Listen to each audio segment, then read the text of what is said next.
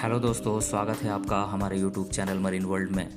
दोस्तों, आज के इस वीडियो में हम आपको आयरन डोम इजरायली सुरक्षा कवच जो रॉकेटों को हवा में नष्ट कर देता है, इसके बारे में बताएंगे। तो चलिए दोस्तों, इस वीडियो को स्टार्ट करते हैं।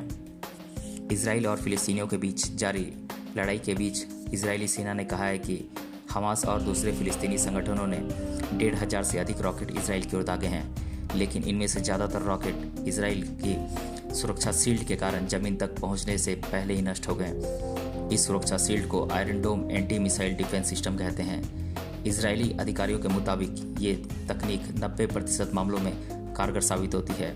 ये रॉकेट को रिहायशी इलाकों में जमीन पर गिरने से पहले ही मार गिराती है। कैसे काम करता है आयरन डोम सिस्टम, आइए जानते हैं। आयरन डोम एक बड़े मिसाइल डिफेंस सिस्टम का हिस्सा है जिसे इजराइल ने लाखों डॉलर खर्च करके बनाया है।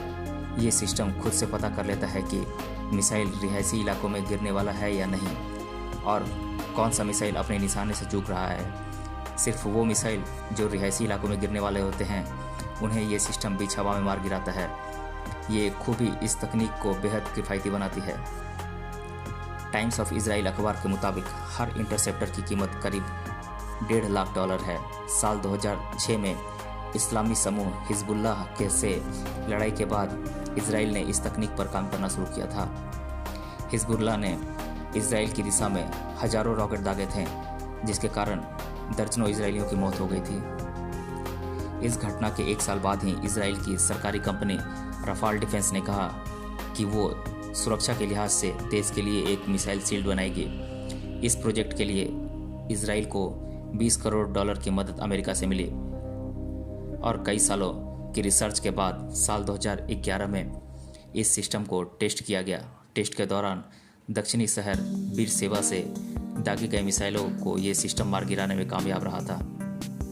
क्या इसमें खामियां भी हैं, आइए जानते हैं। इजरायली मेडिकल टीमों का कहना है कि गाजा से दागे गए रॉकेट के कारण अब तक 7 लोगों की जान जा चुकी है, जिनमें से 2 बच्चे भी हैं। उनका कहना है कि इस बात में कोई शक नहीं कि आयरन डोम ने इजरायलियों की सुरक्षा की है, नहीं तो रॉकेट से कई गुना लोगों की मौत हो सकती थी। लेकिन ऐसा नहीं है कि यह सिस्टम पूरी तरह से मिसाइल प्रूफ है। विदेश मामलों के जानकार जॉनथन मार्कस कहते हैं कि अस्कलोन नाम के उस शहर की रक्षा करने वाले इस सिस्टम की एक बैटरी पिछले इजराइल गाजा युद्ध के दौरान खराब हो गई थी, जो कि अकेला ऐसा मामला था। कुछ जानकारों का मानना है कि ये तकनीक फिलहाल गाजा की तरफ से आने वाले रॉकेटों को नष्ट कर देती है, लेकिन भविष्य में मुमकिन है कि किसी दूसरे दुश्मन के खिलाफ ये उतनी कारगर साबित न हो। यरूशलेम पोस्ट के खुफिया मामलों के संपादक योरोना जेरेबी बॉब के मुताबिक हिजबुल्लाह कम समय में अधिक मिसाइलें दाग सकने में सक्षम है, और मुमकिन है कि ऐसे हालात में ये तकनीक अच्छी तरह से काम न कर पाए।